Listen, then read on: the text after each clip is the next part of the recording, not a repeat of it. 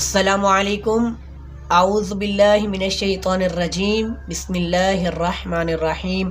امید کرتے ہیں کہ آپ سب خیریت سے ہوں گے۔ اللہ تعالیٰ آپ کو اپنے حفظ و امان میں رکھے، اللہ تعالیٰ آپ کو سلامت رکھے۔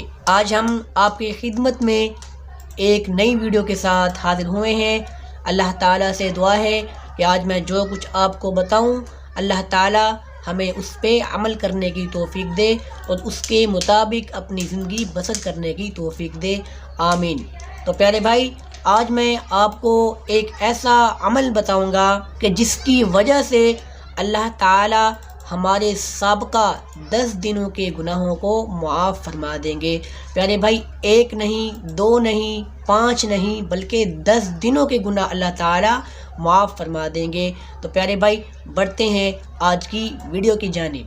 اللہ کے رسول صلی اللہ علیہ وسلم نے ارشاد فرمایا کہ جو شخص جمعے کے دن غسل کرتا ہے، مسواک کرتا ہے اور خوشبو لگاتا ہے اور مسجد کا رخ کرتا ہے اور مسجد میں خطبے سے پہلے آتا ہے اور خطیب کا جو خطبہ ہے وہ دھیان سے سنتا ہے اور امام کے ساتھ نماز پڑھتا ہے، تو اللہ تعالیٰ 1 نہیں بلکہ 10 دنوں کے جو گناہ ہیں اللہ تعالیٰ وہ معاف فرما دیں گے۔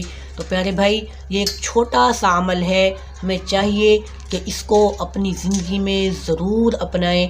آپ لوگ آپ صلی اللہ علیہ وسلم کا ایک فرمان عالی شان سماعت فرما رہے تھے۔